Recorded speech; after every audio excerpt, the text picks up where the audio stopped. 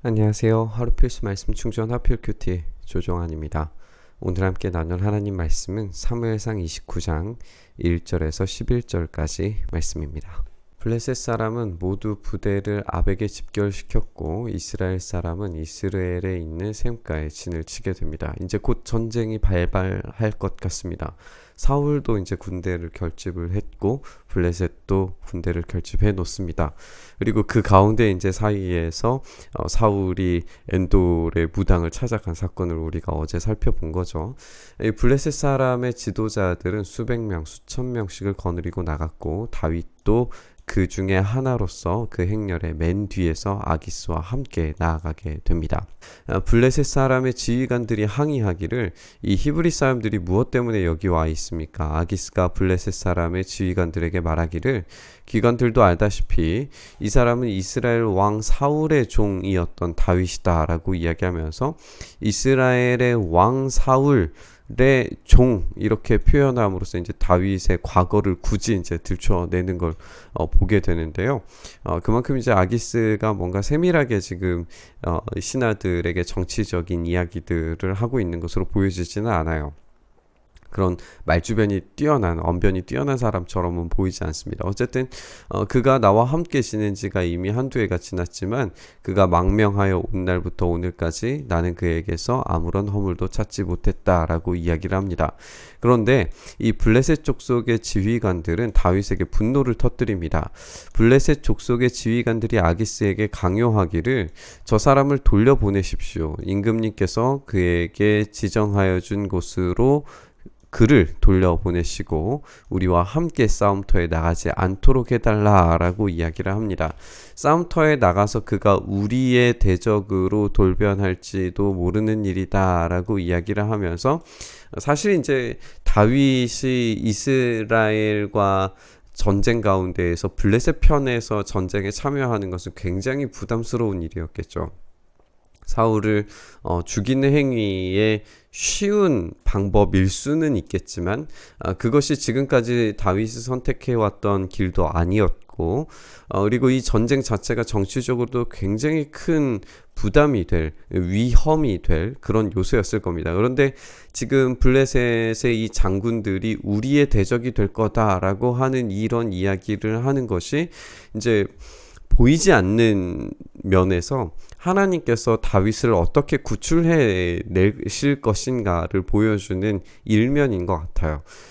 당연히 블레셋은 다윗에게 있어서도 여전히 적이고 여전히 그들 속에 있지만 머물러 있지만 하나님의 다스리심에서 완전히 이탈한 상황은 아닙니다. 그렇기 때문에 지금 그들이 우리의 대적이 될지도 모른다라고 이야기하지만 미래에는 분명히 그렇게 될 상황인 거죠. 그가 무엇을 가지고 주인과 화해할 수 있겠습니까? 우리 군인들의 머리를 잘라다가 바쳐서 하지 않겠습니까? 사울의 딸이었던 미갈과 결혼했을 때에 사울이 요구한 게 있었죠. 이 포피 100개를 요구했었는데 포피 200개를 가져다 바친 사건이 있었습니다.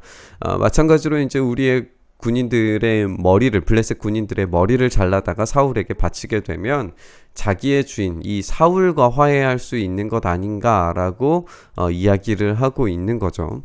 그러니까 지금 블레셋 사람들은 다윗을 향한 의심의 눈초리를 거두지 않고 있습니다. 아기스 혼자서 지금 신뢰하고 있는 상태예요.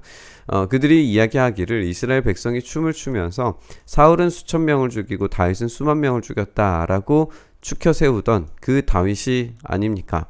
지금 사실 이 말 때문에 사울과 다윗이 깨져 있는데 지금 블레셋 사람들은 이 사울은 수천, 다윗은 수만이라고 하는 이 말을 사울과 다윗이 얼마나 블레셋의 적대감을 가지고 있는 긴밀한 존재인가를 보여주는 표현으로 오해하고 있어요. 처음 블레셋으로 갔을 때에는 이 말이 다윗이 왕이다 라고 하는 것으로 오해했었는데 이제는 이제 다윗이 왕이 아니라는 것은 알았으니까 이것이 이제 사울과 다윗의 아주 끈끈한 긴밀한 연합을 보여주는 그런 말이라고 오해하고 있습니다. 이런 계속된 오해가 다윗을 위기로부터 하나님의 소명으로부터 벗어나는 것을 방지해주는 이야기가 되고 있는 걸 우리가 보게 됩니다. 그때 아기스가 이제 다윗을 불러서 말하기를 주님께서 확실히 살아계심을 걸고 맹세하지만 우리가 알다시피 블레셋은 다곤 신을 섬기는 그런 나라였어요. 그러니까 아기스도 다곤 신을 섬기는 다곤 숭배자입니다. 그런데 여기에서의 이 주님이라고 하는 것은 여호와 하나님을 이야기하는 거예요. 그러니까 여호와 하나님께서 확실히 살아계심을 걸고 맹세한다라고 하는 것은 여기에서 이제 다윗과의 어떤 긴밀한 어떤 동질감을 표현하기 위해서 어떤 과장 섞인 그런 이야기처럼 우리가 보여지기도 합니다. 하지만 이게 이제 그만큼의 진실함을 가지고 아기스가 다윗을 신뢰하고 있다라고 하는 표현이죠. 장군은 정직하였소. 나에게로 온 날부터 오늘까지 나는 장군에게서 아무런 허물도 찾지 못하였기 때문에 장군이 나와 함께 이 부대에 들어와서 출전하는 것을 좋게 생각했어. 그런데 저 지휘관들은 장군을 못마땅해 하오. 그러니 이제 장군은 블레셋 사람의 지도자들 눈에 거슬리는 일을 더 이상 하지 말고 평안히 돌아가기를 바라오. 전쟁에서 배제되고 있습니다. 얼마나 이제 안심이 될 만한 이야기예요. 그런데 여기에서 다윗은 한 수 더 나아갑니다. 여기에서 만약에 그렇습니까? 알겠습니다. 하면서 돌아가 버리면 그 의중이 이제 속내가 폭로돼 버리는 거죠. 그렇기 때문에 다윗이 이번에는 아기스에게 이 자기의 속내를 감추고 겉으로 이제 항의를 하는 겁니다. 내가 잘못한 일이 무엇입니까? 임금님을 섬기기 시작한 날로부터 오늘에 이르기까지 임금님께서 말씀하신 대로 종에게서 아무런 허물이 드러나지 않았다면 왜 종이 이제 나의 상전이신 임금님의 원수들과 함께 싸우러 나갈 수가 없습니까? 라고 이야기를 합니다. 여기서 이제 임금님을 섬기기 시작한 날부터 오늘까지 또 임금님께서 말씀하신 대로 아무런 허물이 드러나지 않았다라고 하는 것은 아기스를 분명히 지칭하는데 여기서 이제 나의 상전이신 분이라고 이제 이해하는 것이 좋을 것 같은데 이 나의 상전이신이라고 하는 말의 이 의미가 중의적입니다.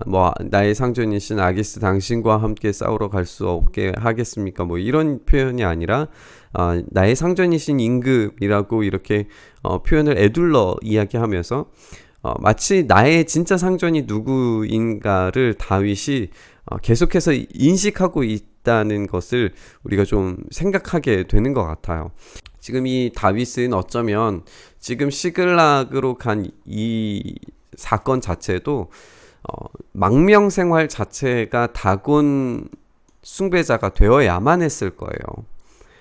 겉으로는 다곤 숭배자이지만 실제적으로는 다윗에게 하나님만이 유일하신 하나님이시라는 것을 끊임없이 고백해야만 하는 그런 위기의 상황들이 종종 찾아왔을 거예요. 그렇기 때문에 이제 시글락이라고 하는 곳으로 피했을 겁니다. 이런 다윗의 상황들을 우리가 생각을 해보면 지금 다윗의 이 항의는 단지 아기스에게 하는 항의의 차원이 아니라 은밀하게 감추어진 자기의 어떤 신앙 고백들이 어떤 식으로 이 사회 속에서 표현되었는가를 우리가 좀 힌트로 생각해 볼 수 있는 그런 장면인 것 같습니다. 아기스가 다윗에게 대답하기를 장군이 정직하다는 것을 나는 잘 아오. 나는 장군을 하나님의 천사처럼 여기오. 그런데 블레셋 사람의 지휘관들이 장군과 함께 싸움터에 나가지 않겠다고 말하오. 그러니 이제 장군이 데리고 있는 옛 주인의 종들과 더불어 옛 주인의 종들은 이제 이스라엘 사람들을 이야기하는 것이겠죠. 내일 아침 일찍 떠나시오라고 이렇게 이야기를 합니다. 내일 아침에 일찍 일어나서 해가 뜨는 대로 떠나시오. 이제 내일 아침 일찍 계속 이제 반복되는 걸 우리가 보게 되고 다윗이 다음날 아침 일찍 일어나서 움직이고 있다라고 이야기를 하는데요. 이제 엔돌에 찾아가는 우리가 이제 살펴보는 것처럼 지금 동시적 사건처럼 보여지거든요. 다윗과 아기스의 사건이 오늘 29장에 있었다면 28장에서는 이제 동시간대에 사울이 무슨 일을 했는지에 대해서 이 하나님께서 금지하신 명령을 따라서 이 죽은 자를 불러 올리는 그리고 무당의 힘을 받는 그런 장면이 등장을 하는 거죠. 그러니까 이 두 가지의 사건이 지금 동시에 일어나고 있다면 두 사람 다 있어서는 안 되는 자리에 있는데 사울은 하나님으로부터 철저히 버림받았다는 것을 확인받고 있고, 다윗은 하나님으로부터 이 위기의 상황 가운데에서 보호받고 있다라고 하는 상황을 보여주고 있는 거예요. 그리고 이 두 장면에서의 그 차이가, 엔돌에 찾아가는 사울은 밤에 찾아가지만 오늘 다윗은 아침 일찍이 이 전쟁터를 빠져나가는 것을 우리가 보게 됩니다. 이런 차이가 28장과 29장에서 계속 보여지면서 하나님의 뜻을 따라서 살아가기를 몸부림치는 다윗에게 어떤 하나님의 보호하심과 일하심이 있는지, 그 실수마저도 하나님께서 어떻게 돌이켜 가시는지를 보여주고 있습니다. 이렇게 부하들과 출발해서 블레셋 사람의 땅으로 돌아왔고, 블레셋 족속은 이스라엘로 올라갑니다. 이렇게 두 진영이 이제 분리가 되는데, 여기에서도 이제 블레셋 사람의 땅으로 돌아왔다라고 해서 이야기가 완전히 끝나는 것이 아니라, 거기로부터 나오기 위해서 위험한 사건들, 어쩌면 다윗의 최고의 위기 중에 하나의 사건이 우리 30장에서 등장하게 될 겁니다. 우리가 함께 읽고 살펴본 것처럼 다윗은 잘못된 선택으로 블레셋 땅에 들어갔어요. 하지만 이 블레셋 땅에서 자기의 숨겨진 이 신앙을 고백하기 위해서 얼마나 애쓰고 노력했을까를 우리가 생각을 해볼 수 있습니다. 이것을 이제 유진 피터스는 아주 멋진 이야기로 그려내는데, 이 시글락이라고 하는 곳, 다윗이 블레셋 안에 머물러 있는 곳이 마치 세속 사회 안에서 이 신앙을 지키기 위해서 몸부림치는 교회와 같다라고 하는 표현을 썼습니다. 우리가 그 차원에서 오늘의 말씀을 한번 생각하고 묵상해 봤으면 좋겠습니다. 다윗은 실수투성이의 사람입니다. 하나님의 은혜를 경험했음에도 불구하고 블레셋으로 넘어가서 이런 위기를 지금 자초하고 있습니다.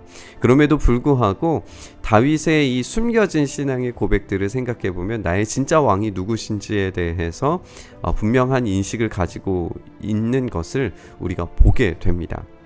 그런 분명한 인식이 하나님을 향하여서 어떤 방향성을 가지고 나아가게 되는지 우리 30장에서도 함께 살펴보게 되겠지만, 어쨌든 이런 세속사회 안에서 자기의 신앙을 지키기 위해서 아기스의 법과 아기스의 경제적 원리들을 따라서 살아가고는 있지만, 하나님을 향한 믿음과 신앙에 대해서는 결코 포기하지 않는 이런 다윗의 모습을 우리가 살펴보게 됩니다. 그랬을 때에 하나님께서 이 다윗을 이 위기 가운데에서 적극적으로 꺼내어 가시는 것을 우리가 보게 됩니다. 우리도 이 땅 가운데에서 교회로 살아가는 것이 때로 힘겹고 어려운 선택의 순간들이 올 수 있지만, 그때마다 우리가 포기치 않고 우리 하나님에 대한 우리의 믿음의 고백들을 놓치지 않으면 하나님께서 우리에게 피할 길과 살 길들을 제공하시고 열어주실 줄 믿습니다. 오늘 말씀 묵상하면서 우리의 길을 여시는 주님을 바라보며 묵상의 자리로 함께 나아갔으면 좋겠습니다. 주님, 우리는 그렇게 늘 실수하고 실패하고 넘어지는 존재입니다. 이런 우리들을 불쌍히 여기셔서 다시금 주님의 은혜 아래에서 우리가 세속사회에서 살아가지만 늘 이 믿음을 붙들고 몸부림치며 살아갈 때에 하나님 우리에게 피할 길을 내시고 살 길을 허락하시는 주님의 은혜를 맛보도록 주여 역사하여 주시옵소서. 그렇게 오늘도 주님께서 우리에게 일하심을 보여주시기를 간절히 소망하며 우리 주님 예수 그리스도의 이름으로 기도드리옵나이다. 아멘.